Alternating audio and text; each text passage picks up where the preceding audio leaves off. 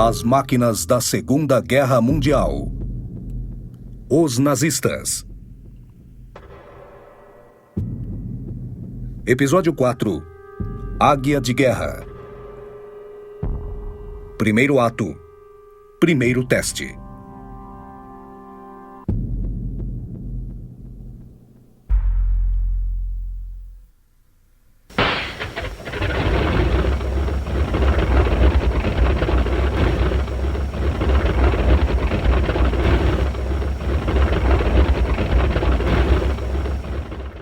No dia 1º de setembro de 1939, às 4h26 da manhã, 3 Ju-87B decolaram para o primeiro bombardeio da Segunda Guerra Mundial. Seus alvos eram os acessos a 2 pontes ferroviárias. Eles tinham que ser bloqueados para evitar a destruição das pontes. Foi um sucesso parcial, porque os poloneses conseguiram explodir uma das pontes. Esse primeiro dia da guerra não foi um sucesso total para a Luftwaffe e o Ju-87. A maior parte da força da Luftwaffe foi enviada para muito atrás das linhas para destruir a força polonesa no solo, porém sem resultados definitivos.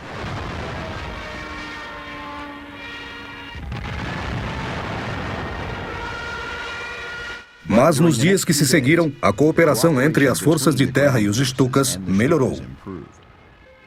Todas as vezes que o exército polonês tentou organizar a resistência ao rápido avanço dos tanques, os Stukas eram chamados para destruí-los. No maior contra-ataque polonês da guerra, uma força de 175 mil homens atacou a retaguarda do 10º Exército na Batalha do Bzura.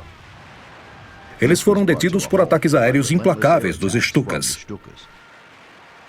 O exército polonês enfraquecido foi cercado em Kutno e completamente destruído. Após a luta na Polônia, Joseph Goebbels mandou o ministro da propaganda fazer um filme sobre a força do Ju-87 e a devastação que ele causou. O filme terminava com uma ameaça contra a Inglaterra se ela não tentasse conseguir a paz. No que se refere à Inglaterra e aos Ju-87, essa era uma ameaça vã.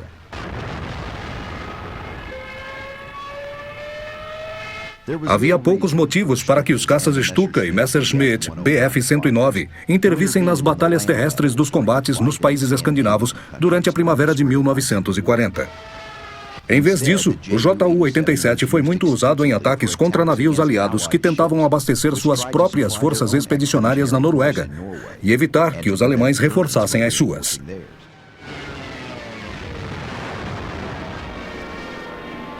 Os ataques dos Stukas se concentravam principalmente nas tentativas aliadas de recapturar Narvik e Trondheim, através de desembarques em Harstad, Namson e Andalsnes. Em Narvik, a Luftwaffe afundou um cruzador e danificou outros 2, bem como o couraçado de batalha Resolution. Para a Marinha Naval Britânica, essa foi uma dura lição em operações sob superioridade aérea inimiga. Essa lição logo teve de ser reaprendida no Canal da Mancha. Segundo ato. Blitz do Alto.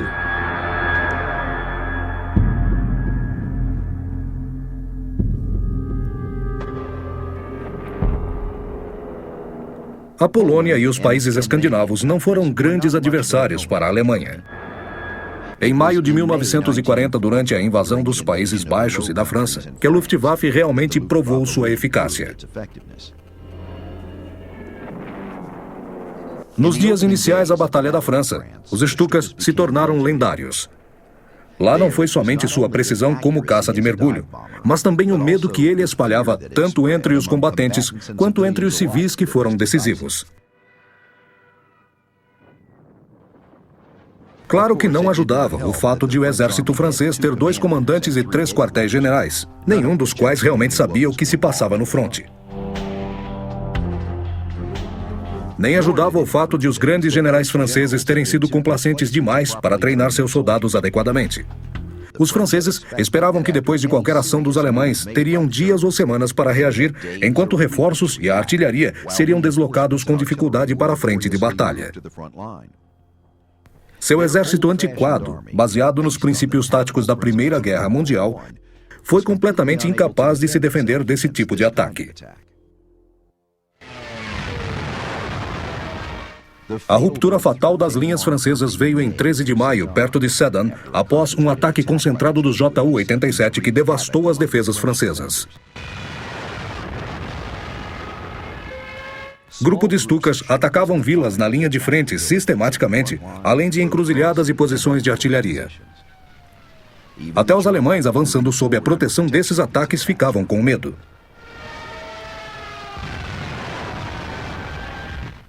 O comandante do 2º Exército Francês, General Hunsinger, se recusou a convocar caças para repelir os ataques. Ele temia o desgaste que essa operação causaria. A opinião predominante era de que a Força Aérea era uma arma vulnerável, que logo seria perdida se fosse usada. Diz que o general Maurice Gamelin, comandante supremo do exército francês, previu que ela se consumaria rapidamente.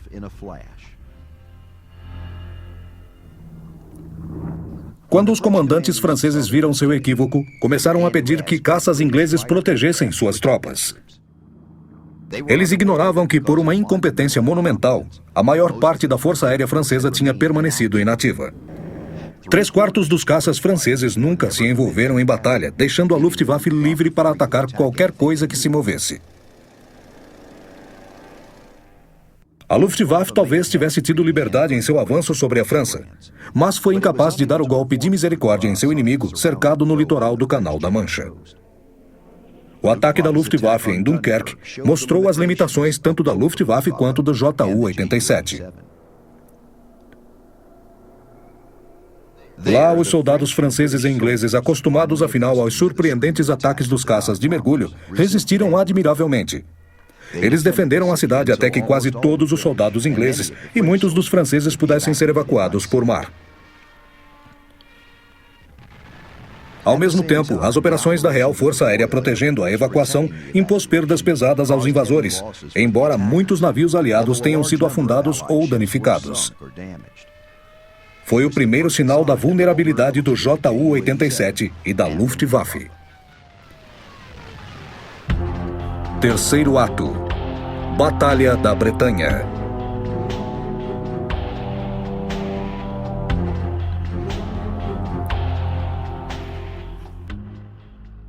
Quando a França caiu, Hitler esperava que Churchill visse a inutilidade de continuar a guerra. Mas o gabinete britânico rejeitou enfaticamente os termos da Alemanha. Reconhecer isso pôs fim a um esforço de encerrar a guerra no Oeste. Hitler ordenou a rápida preparação de um plano de invasão da Inglaterra. O primeiro passo da invasão seria o controle do ar.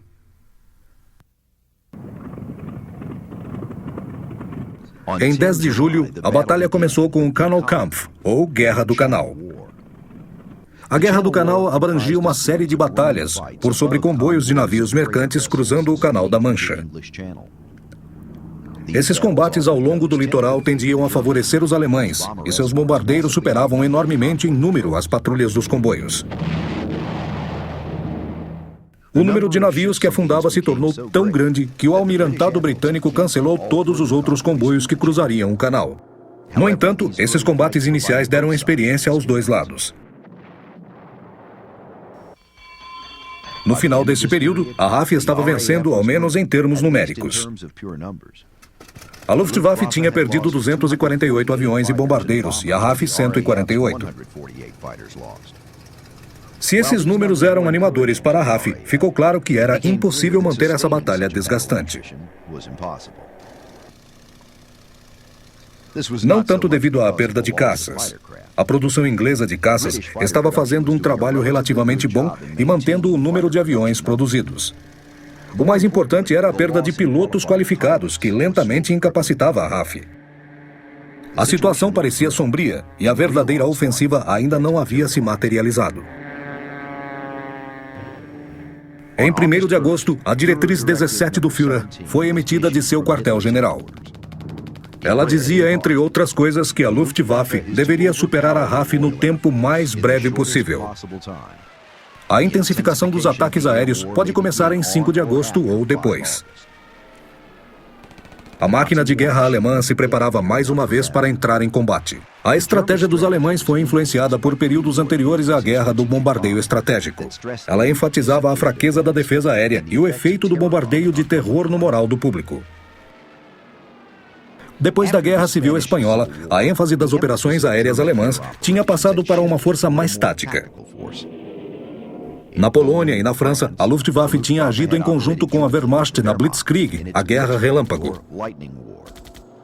Na Batalha da Grã-Bretanha, no entanto, a Luftwaffe tinha de agir sozinha, e não como apoio para um exército que avançava, mas como uma força de ataque decisiva por si só.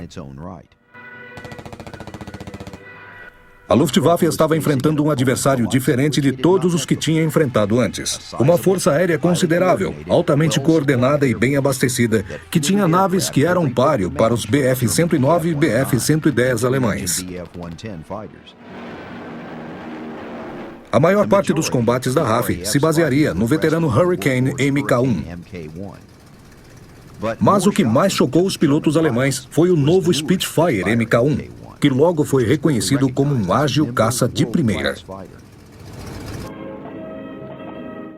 As primeiras estimativas da Luftwaffe consideravam que em 4 dias derrotaria o comando de aviões da RAF no sul da Inglaterra. Depois levaria 4 semanas para os bombardeiros e aviões de longo alcance varrerem o resto do país e aniquilarem a indústria aérea do Reino Unido.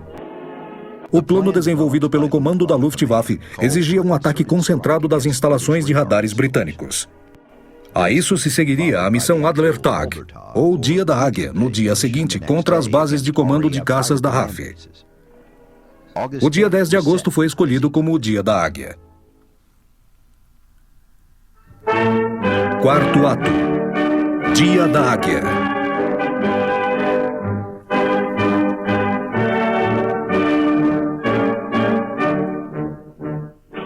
O tempo, que acabaria sendo um ponto importante da campanha, retardou o Adler Tag até 13 de agosto.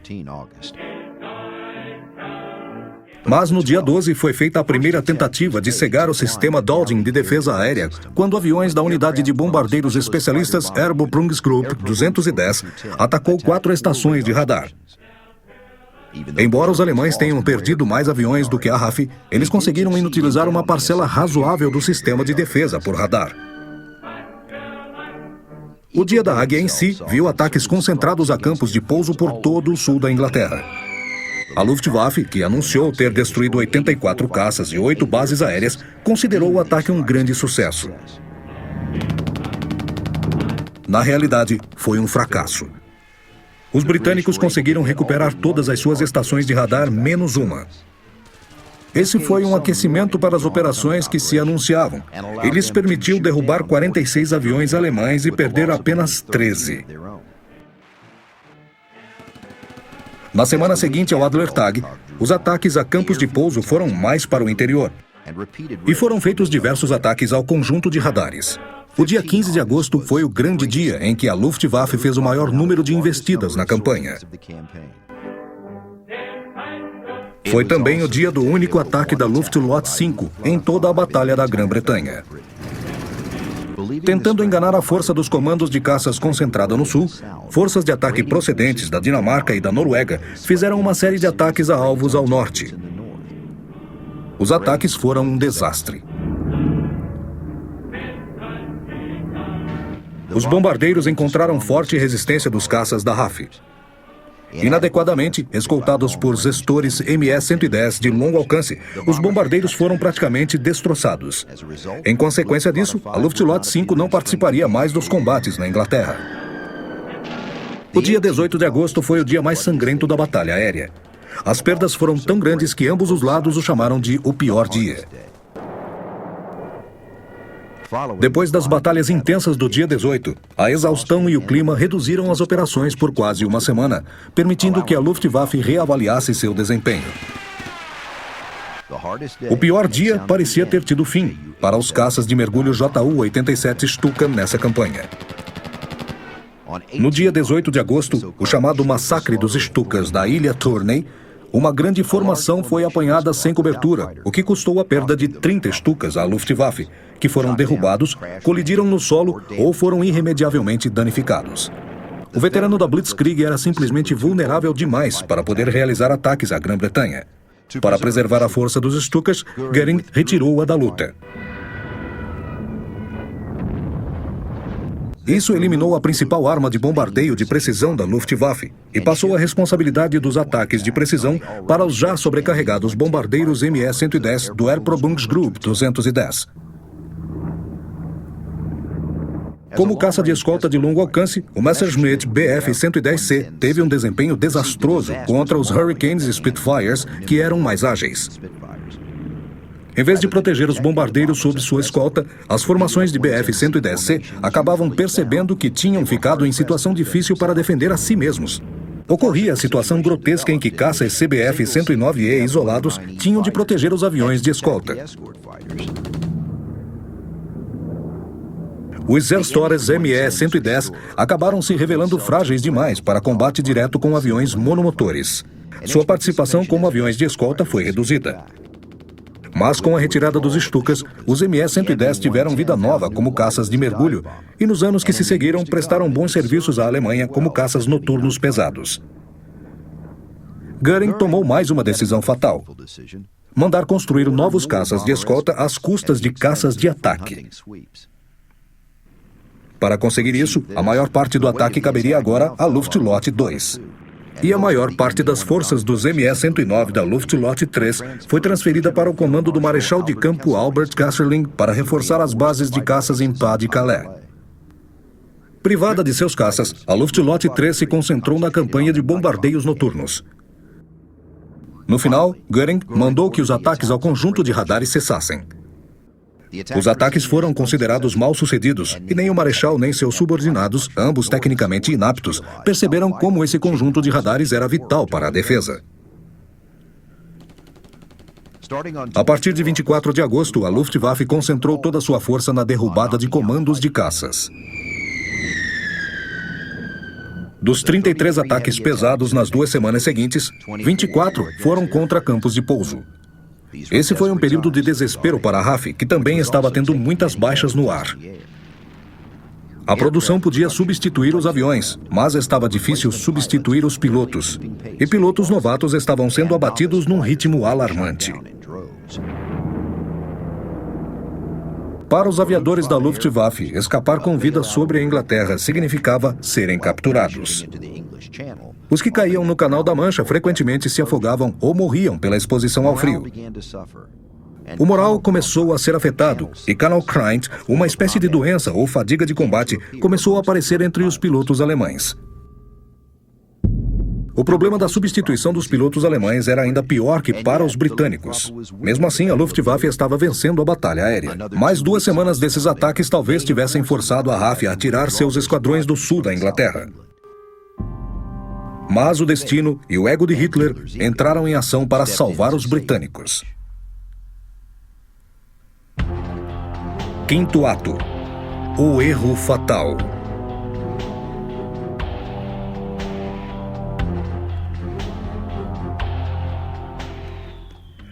Logo no raiar da madrugada de 25 de agosto, um único HE-111 mudou seu curso e acidentalmente bombardeou o centro de Londres. Isso ia contra as ordens de Hitler. Mal sabia esse piloto que sua ação modificaria o rumo da batalha e talvez até da própria guerra. Ultrajado com um ataque desses a um alvo totalmente civil, Churchill deu ordens de um ataque de retaliação a Berlim naquela noite. O próprio Göring acreditava que um ataque desses jamais ocorreria. Uma vez ele disse por piada que podiam chamá-lo de Meyer, se isso acontecesse algum dia. Para a surpresa dos alemães em Berlim, na noite de 25 de agosto, 81 bombardeiros Hampton ingleses apareceram sobre a cidade e deram um golpe no coração do regime nazista. Foi ineficiente como ataque militar, mas as pessoas realmente ficaram chamando Göring de Meyer, um profundo insulto ao líder antissemita. Göring prometeu que isso nunca mais aconteceria novamente, mas diversos outros ataques voltaram a acontecer. Essas missões provavelmente atingiram os nazistas no ponto mais vulnerável: o ego de Hitler. Ele não podia permitir que uma intrusão dessas na pátria ficasse sem resposta. Hitler imediatamente fez um pronunciamento por rádio e disse: "Se os britânicos bombardearem nossas cidades, enterraremos as deles." Contra o conselho de seus generais, Hitler deu ordens a Göring de iniciar uma campanha implacável de bombardeio a Londres. O primeiro ataque, em 7 de setembro, teve como alvo docas no leste da cidade. Mas nos dias seguintes, foram lançados repetidos ataques maciços. Alguns deles tinham as docas como alvo, mas outros alvos foram bombardeados indiscriminadamente. A defesa da RAF era mais numerosa do que a Luftwaffe esperava. A mudança da tática, de bombardeios a campos de pouso para ataques incessantes a Londres, deu à RAF tempo para respirar. Foi o momento decisivo. A Batalha da Grã-Bretanha culminou em 15 de setembro de 1940, com 2 ondas maciças de ataques alemães que foram firmemente repelidos pela RAF. O total de perdas nesse dia crítico foi de 60 aviões alemães derrubados e apenas 26 da RAF, ou uma proporção de mais de 2-1 a favor da RAF.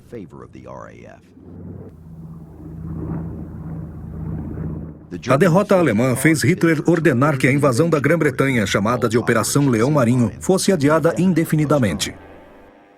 Os bombardeios noturnos, conhecidos como Blitz, continuaram, mas a Batalha da Grã-Bretanha estava encerrada. Graças a um único bombardeiro alemão, o sucesso de uma missão impossível de bombardeio a Berlim e ao ego de Hitler, o último bastião da liberdade na Europa tinha sido salvo.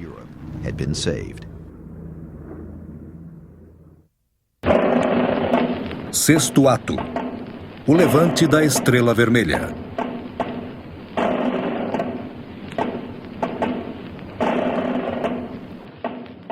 Bem cedo, em 22 de junho de 1941, a Luftwaffe lançou um ataque antecipado contra a União Soviética, com 637 bombardeiros e 231 caças em 31 campos de pouso.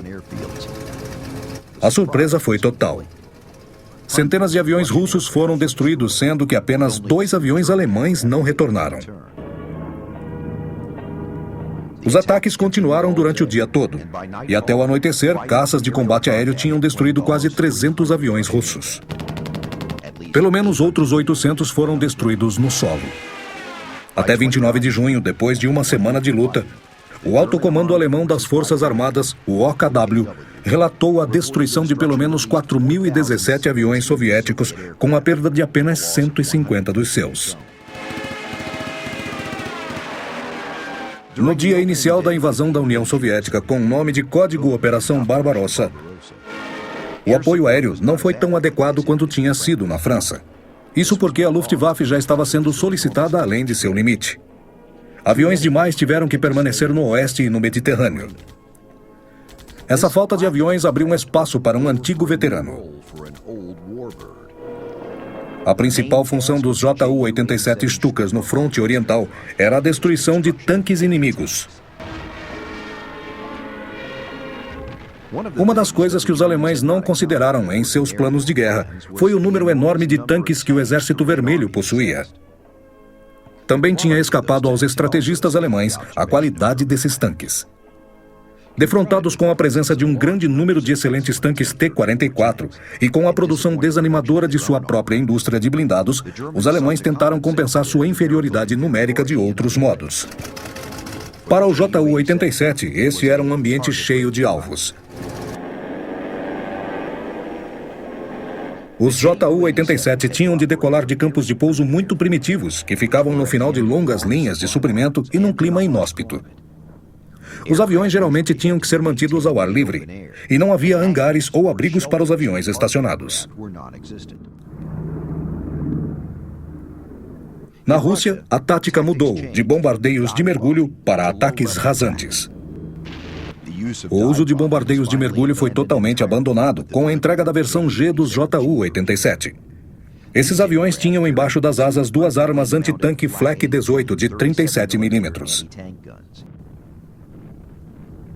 Eventualmente, a obsolescência do Ju-87 acabou sendo mais uma vez sentida seriamente. E eles foram cada vez mais sendo substituídos por bombardeiros Focke-Wulf FW-190. Os Ju-87 continuaram sendo eficientes principalmente por causa da longa experiência de seus tripulantes. O piloto de Stuka mais bem-sucedido foi Hans-Ulrich Riedel, que se tornaria o piloto alemão mais condecorado na Segunda Guerra. Ele também foi o piloto que participou de mais missões de combate, um total assombroso de 2.530 missões. Foi atribuído a ele a destruição do couraçado Marat, 519 tanques e mais de 2.000 outros veículos. Consta que Hitler ficou tão impressionado com as ações de Riedel que cogitou nomeá-lo seu sucessor.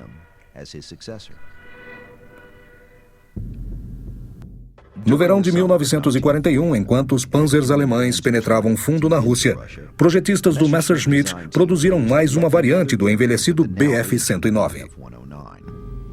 Com a denominação de Bf-109G, ele era conhecido afetuosamente como Gustav pelas tropas. O modelo G6 se tornou a versão mais produzida do Bf-109. Ele carregava armamento pesado, 2 metralhadoras MG-31 de 13 mm localizadas acima do motor, um canhão MK-108 de 30 mm que atirava pelo centro da hélice e um MG-151-20 de 20 mm em cada asa. O G6 era frequentemente equipado com acessórios. Eles eram usados para carregar bombas ou um tanque. Também eram usados como caças noturnos. Para aumentar sua força de combate, podiam ser acrescentados foguetes ou mais armas. Foi a bordo de um Bf-109G-14 que o Major Erich Hartmann, da Luftwaffe, atingiu seu total insuperável de 352 vitórias aéreas confirmadas. Entretanto, essas vitórias se deram no fronte oriental, onde os caças alemães superavam com facilidade os primeiros caças soviéticos. O Bf-109 não era o único caça monomotor alemão. Quando o Focke-Wulf 190A entrou em combate no verão de 1941, ele superou imediatamente o Spitfire V, que ficou parecendo lento e antiquado. Desse momento em diante, apesar dos problemas graves com o motor BMW A01, o 190 ficou equiparado ou à frente dos caças aliados em todas as suas versões. O FW-190A padrão foi logo modificado para desempenhar diversos papéis, especialmente o de bombardeiro nas versões FNG. Carregando uma quantidade razoável de bombas ou, em alguns casos, foguetes, os novos FW-190 foram logo postos em combate contra os russos. O FW-190 foi essencialmente um sucessor do caça Messerschmitt Bf-109, embora a avaliação oficial fosse de que ele nunca seria capaz de se igualar à destreza operacional do Bf-109. Como se viu, foi um grande engano. O pássaro carniceiro foi o caça alemão a pistão mais potente da Segunda Guerra Mundial.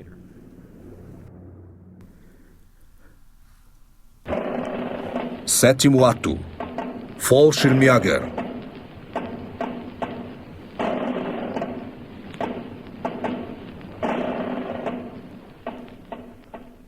Durante a Segunda Guerra, a Luftwaffe criou uma série de unidades de Fallschirmjägers, paraquedistas e panzers blindados.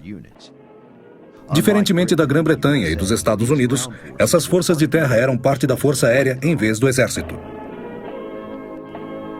Começando com alguns batalhões de Fallschirmjägers no começo da guerra, a Luftwaffe construiu uma divisão com 3 regimentos de Fallschirmjägers, além de armas de apoio e equipamentos conhecidos como a 7ª Divisão Aérea. Mais adiante, os grupamentos de Fallschirmjägers da 7ª Divisão Aérea foram reorganizados e usados como núcleo de uma nova série de divisões de elite de infantaria da Luftwaffe. Eles foram numerados em série a partir da 1ª Divisão de Fallschirmjägers. Essas formações foram organizadas e equipadas como divisões motorizadas de infantaria e com frequência desempenhavam o papel de bombardeiros no fronte ocidental. As origens do Exército de Paraquedistas da Alemanha remontavam a 23 de fevereiro de 1933. Esse foi o dia em que Hermann Göring assinou o decreto que fundou o destacamento de polícia Vec. Ele foi formado quase exclusivamente para combater e suprimir células comunistas na área de Berlim. No planejamento de seus muitos ataques, era usado reconhecimento aéreo e uma pequena unidade de paraquedistas pulava no alvo. O destacamento VEC se tornou parte da Força Aérea Alemã em outubro de 1935, passando a se chamar Regimento General Göring. Os paraquedistas alemães tiveram uma primeira ação limitada na Polônia e na Noruega. Foi em Abenamel que os Fallschirmjägers tiveram seu teste de verdade. Nos momentos iniciais da Batalha da França, foram traçados objetivos estratégicos para permitir que o 6º Exército Alemão passasse sem impedimentos ao avançar rumo à Bélgica. Esses objetivos eram 3 pontes sobre o Canal Albert, em Wetzveld, Vroonhoven e Cannes, e a fortaleza de Abenamel. Abenamel era tida como praticamente inexpurgável devido sua localização. Ela tinha um arsenal formidável de 16 peças de artilharia de 75 mm e uma de 120 mm em 4 casamatas e 3 torres giratórias. Concluiu-se que um ataque de paraquedas estava fora de questão, em vista do espaço limitado em Abenamel, além da chance de alguns homens caírem fora da zona de pouso. Em vez disso, os alemães usaram planadores leves de ataque. Os paraquedistas encontraram resistência feroz dos defensores belgas, que recorreram inclusive a disparar projéteis na marcação mínima. Em dado momento, foram chamados Stukas para bombardear os objetivos renitentes. Os Stukas não conseguiram destruir os alvos, mas forçaram os atiradores a manterem a cabeça abaixada, enquanto engenheiros alemães trabalhavam para colocar cargas que explodissem os abrigos de concreto. Um a um, seus objetivos foram destruídos. E os Fallschirmjägers permaneceram lutando até a manhã de 11 de maio, quando se encontraram com os homens do 51º Batalhão de Pioneiros. Juntos, eles começaram a varrer a última resistência do forte e abriram caminho para a seção motorizada do Batalhão de Engenharia passar e aliviar o grupo de assalto de paraquedistas. Sabendo que a batalha estava perdida, o comandante belga Major Jotrand anunciou a rendição da fortaleza ao meio-dia de 11 de maio. Os Fallschirmjägers fizeram seu ataque mais famoso na Batalha de Creta em 1941. Conhecida como Operação Mercúrio, essa foi a primeira operação conduzida apenas por tropas aerotransportadas. A operação foi bem sucedida após 10 dias de lutas, mas um número elevado de baixas entre os Fallschirmjägers convenceu Hitler que esses desembarques maciços não eram mais viáveis. Depois de Creta, os Fallschirmjägers nunca mais seriam usados em ações aéreas de grande escala. Porém, esses soldados de elite altamente treinados conduziriam operações de escala mais reduzida durante toda a guerra, culminando na batalha que os colocou nos anais da história militar. Esse lugar era um mosteiro beneditino, numa cidade no alto de um morro na Itália chamada Monte Cassino. Durante a Batalha de Monte Cassino, a primeira divisão de Fallschirmjägers, operando como uma infantaria normal, resistiu durante meses contra repetidos ataques e bombardeios pesados. Eles receberam das forças aliadas o apelido de Diabos Verdes por sua defesa tenaz. Forças polonesas e franco-marroquinas finalmente conseguiram fazê-los abandonar suas posições. A Batalha de Monte Cassino resultaria em 175 mil baixas. 115 mil aliados e 60 mil alemães. A primeira divisão de Fallschirmjägers, em especial, impressionou seus adversários, se entrincheirando e resistindo a um ataque intenso de artilharia e bombas, e depois ressurgindo e repelindo ataque após ataque dos aliados. Ao final da batalha, a primeira companhia do 1º Batalhão foi reduzida a um oficial inferior e um soldado. Após meados de 1944, as tropas de Fallschirmjägers deixaram de ser treinadas por paraquedistas devido à realidade da situação estratégica. Mas eles conservaram a honra dos Fallschirmjägers. Os paraquedistas alemães tiveram grande participação na invasão aliada da França em 6 de junho de 1944, defendendo as fortificações de Brest. A segunda divisão de Fallschirmjägers, sob o comando do general Hamke, resistiu contra os americanos até o dia 20 de abril de 1945. Os paraquedistas alemães participaram da ofensiva das Ardenas, funcionando como cabeças de ponte das forças de ataque. Perto do final da guerra, as divisões de Fallschirmjägers foram aumentadas para mais de uma dúzia. Elas lutaram com distinção na ação defensiva da linha do Reno e na floresta de Reichswald. O fim chegou quando a 9ª Divisão de Fallschirmjägers foi destruída na Tchecoslováquia no início de maio de 1945. Oitavo ato. Protegendo o Reich.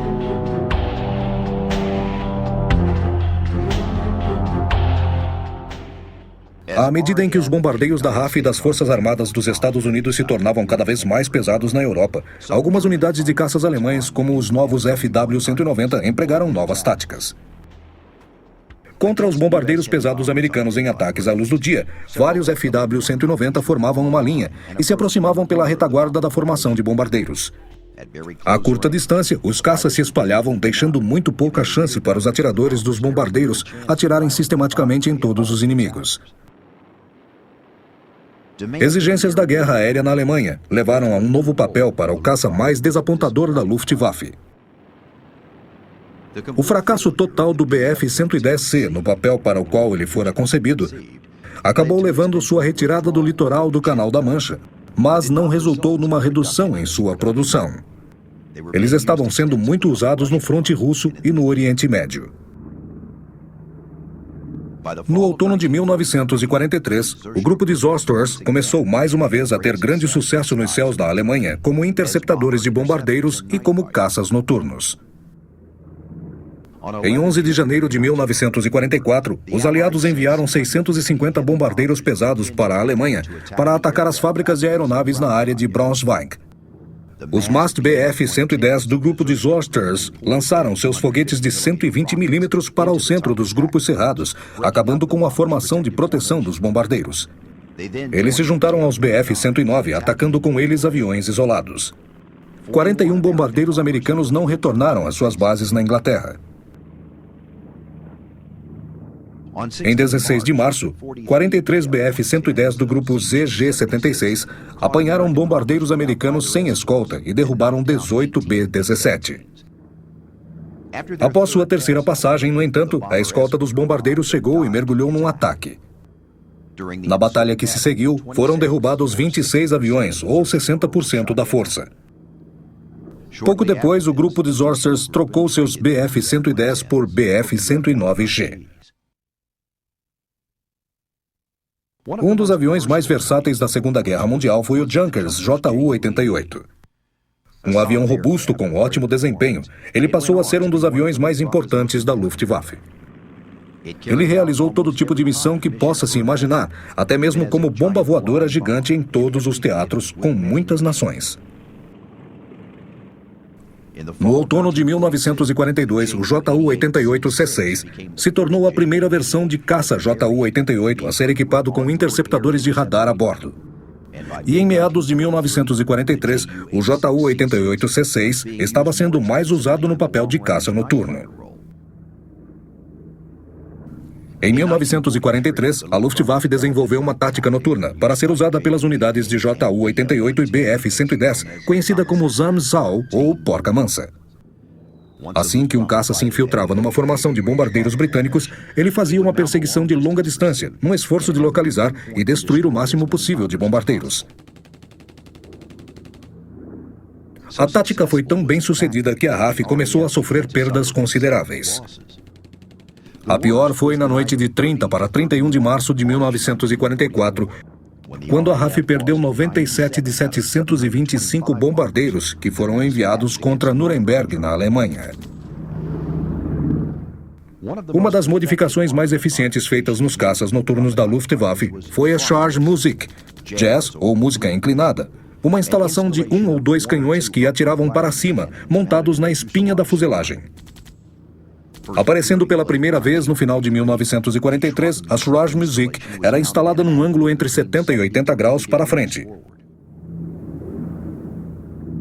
Isso permitiu aos caças noturnos alemães atacarem os bombardeiros britânicos em seu ponto cego, que era abaixo e para trás.